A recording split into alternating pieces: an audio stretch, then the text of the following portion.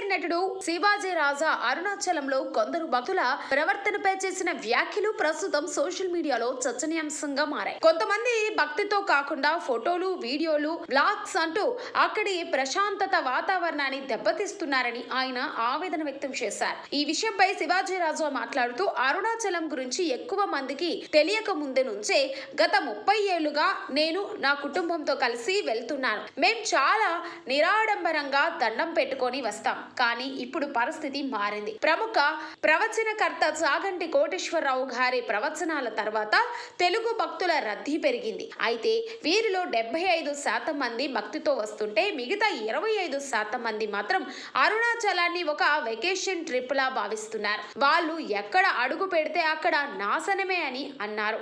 రమణాశ్రమం వంటి ప్రశాంతమైన ప్రదేశాల్లో కూడా కొందరు సెల్ఫీల కోసం అల్లరి చేస్తున్నారని శివాజీ రాజా గుర్తు చేసుకున్నారు.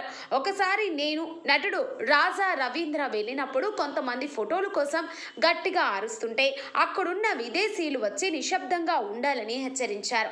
వెంకటేష్, ఇళయరాజా వంటి ప్రముఖులు కూడా ఎంతో ప్రశాంతంగా దర్శనం చేసుకుంటారు. కానీ కొందరి ప్రవర్తన అక్కడి పవిత్రతను దెబ్బతీస్తుంది. ఇది చూసి మనసుకు కూడా చాలా బాధ అనిపిస్తుంది. ఇది కేవలం నా వ్యక్తిగత అభిప్రాయం మాత్రమే అని ఆయన స్పష్టం చేశారు. ప్రస్తుతం శివాజీ రాజా చేసిన ఈ వ్యాఖ్యలు వైరల్ కాగా చాలా మంది నెటిజన్లు ఆయన అభిప్రాయాన్ని సమర్థిస్తున్నారు.